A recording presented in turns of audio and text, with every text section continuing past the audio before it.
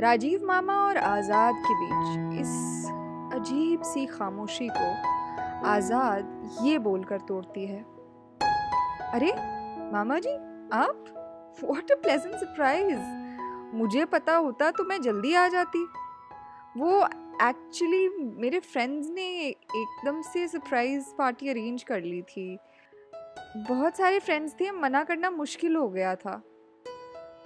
आज़ाद की यूं इस तरह बिन मांगी एक्सप्लेनेशन को सुनकर राजीव मामा कहते हैं, हाँ बेटा, आज तुम्हारा 18वां जन्मदिन जो है, अब तो देश के संविधान ने भी तुम्हें अपने निर्णय लेने का खुद हक दे दिया है। तुम जो चाहो वैसा करो। अब तो मामा के पास से भी इंटरफेयर करने का हक चला गया। आज़ाद जानती है कि मामा को उसका इस तरह से रात भर बाहर रहना पसंद नहीं आया है और इसी वजह से वो इनडायरेक्टली थोड़ी नाराज़गी जता रहे हैं। आज़ाद सिचुएशन को संभालते हुए कहती है, मामा जी, आप ये कैसी बातें कर रहे हो? मैं कितनी भी बड़ी क्यों ना हो जाऊं, आप मुझे कभी भी रोक टोक सकते हैं। राजीव मामा हल्की सी स्माइल लिए अपने हाथ से किताब आज़ाद को देते हुए कहते हैं, हाँ बेटा, आया तो मैं तुझे सरप्राइज़ देने ही था कि आज हमारी आज़ाद बिटिया बड़ी हो रही है, पर उल्टा सरप्राइज़ तो मैं खुद ही हो गया ये देखकर कि तुम बड़ी नहीं हो रही हो, शायद तुम बड़ी हो चुकी हो। आज़ाद मामा के कहे हुए इन शब्दों के पीछे छिपे मतलब को समझ पा रही है और फिर मामा ने बड़ी संजीदगी के साथ किताब को आज़ाद की तरफ बढ़ाते हुए कहा, ये किताब तुम्हारी माँ की अमानत है जो पिछले 18 साल से मेरे साथ है। ये किताब उन्होंने उस वक्त मुझे दी थी जब तुम अपनी माँ की कोख में थी और वो ये चाहती थी कि जब तुम 18 साल की हो जाओ तो ये किताब ज़रूर पढ़ो। इसलिए अपने आखिरी समय में वो मुझसे ये वचन लेकर चली गई कि मैं तुम तक ये किताब 18वें जन्मदिवस के तोहफे के रूप में पहुंचा दूंगा। बस इसी वजह से आज मैं सुबह सुबह उठकर तुम्हारे पास आ गया ताकि दिन की शुरुआत इस किताब से करो तुम। पर मुझे तो यहाँ आकर पता लगा कि तुम्हारी सुबह रात के 12 बजे से ही हो चुकी है। राजीव मामा ने थोड़ा कटाक्ष भरे स्वर में कहा, खैर, खुश रहो।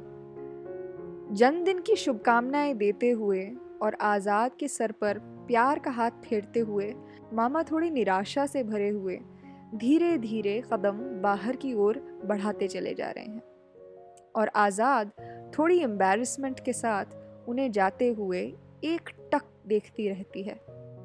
और जब मामा आज़ाद की नज़रों से ओझल हो जाते हैं तब इसी शर्मिंदगी के साथ आज़ाद उस किताब को हाथ में लिए अपने रूम की तरफ जाने लगती है।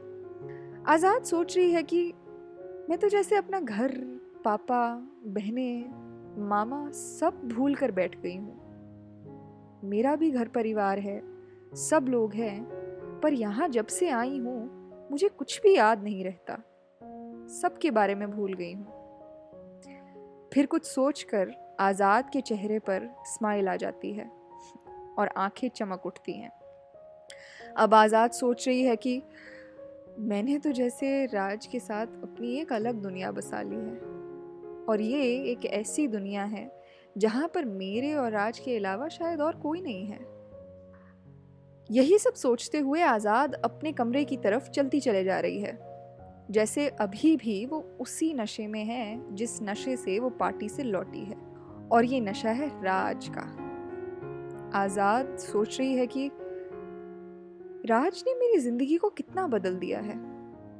मैं नहीं जानती थी कि कुछ समय का मिलन इतना गहराता जाएगा कि मेरे गहरे रिश्ते भी हल्के पड़ने लग जाएंगे मेरे लिए। मुझे आज भी याद है जब मैं पहली बार कॉलेज गई थी तो मेरे सीनियर्स ने मुझे रैगिंग के नाम पर कितना सताया था। मुझे अच्छे से याद है हम कुछ फ्रेशर लड़कियां रैगिंग के नाम पर जो सीनियर्स बोल रहे थे वो कर रही थी। मुझे कहा गया था एक ताली मतलब गाना गाना है, दूसरी ताली मतलब गाना बंद करके उसी गाने पर अब नाचना शुरू करना है, और अगर 2 ताली एक साथ बजाएं तो वो गाना गाना भी है और उसी गाने पर नाचना भी है। कितना परेशान कर दिया था। ऐसा लग रहा था कि किसी मदारी ने हमको बंदरिया बना दिया है। उसकी एक ताली पे गाना गाओ, दूसरी पे नाचो, और दोनों ताली पे नाच गाना दोनों करो। मैं ये सब तब से कर करके परेशान होकर बस रोने ही वाली थी कि भगवान ने इन सीनियर्स का एक सुपर सीनियर भी भेज दिया। उसका नाम राज था। डैशिंग पर्सनैलिटी, कॉलेज में रुतबा, स्टूडेंट्स यूनियन इलेक्शन में प्रेसिडेंट। तब ना जाने राज कहाँ से आ गया और ये हमारी चल रही बेहुदा रैगिंग बंद करा दी। उसके दबदबे के सामने पूरे कॉलेज में कोई नहीं बोल सकता था। अभी तो मुझे हंसी आती है याद करके कि जब वो मेरे सामने आकर खड़ा हुआ तो मुझे लगा ये सुपर सीनियर और भी खतरनाक है, ये तो और भी बुरी रैगिंग करेगा। मैं ये कहाँ फंस गई। मैंने मन बना लिया था गांव वापस जाने का, इससे तो अपना गांव ही अच्छा है। पर राज ने मुझे कुछ भी नहीं कहा, सिर्फ मुझसे मेरे मार्क्स पूछे। जब मैंने 99% बताया तो उसने मुझसे उसके सामने उल्टा उन सीनियर्स की ही रैगिंग करने को बोल दिया। मुझ में हिम्मत नहीं थी, पर ना जाने उसकी प्रेजेंस ने मुझे कॉन्फिडेंस कैसे दे दिया। और अब जो सीनियर्स मुझे एक ताली पे गाना, दूसरी ताली पे नाचना और तीसरी ताली पे दोनों करा रहे थे, वही सीनियर्स अब वही सब कर रहे थे, मेरी तालियों पे नाच रहे थे। या सीधे शब्दों में कहूँ तो वो हमारी हर ताली पर बंदर बन गए थे। मुझे रोने के बजाय अभी थोड़ी हंसी आने लगी थी। सब राज के इशारों पे हो रहा था। पहली बार जीवन में आत्मविश्वास बढ़ा था।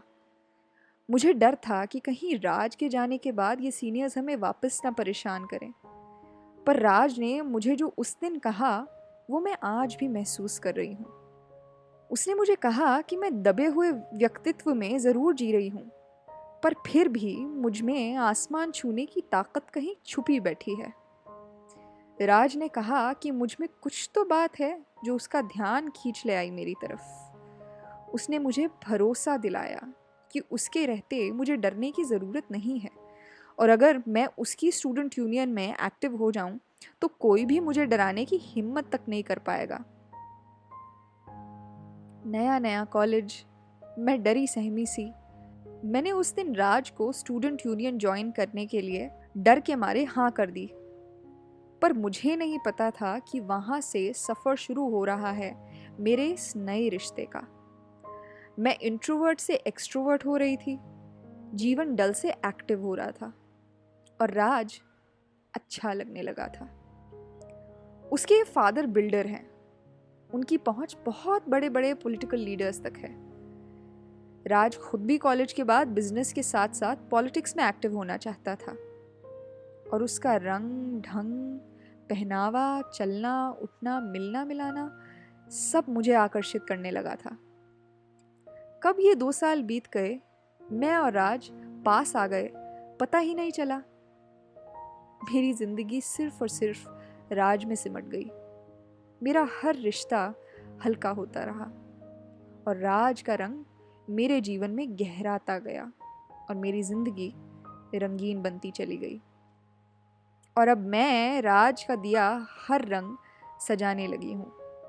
हाँ, मुझे ये सब अच्छा लग रहा है, और मैं राज में खोती चली जा रही हूँ, और आज भी खुद को राज के बगैर अधूरा ही पाती हूँ।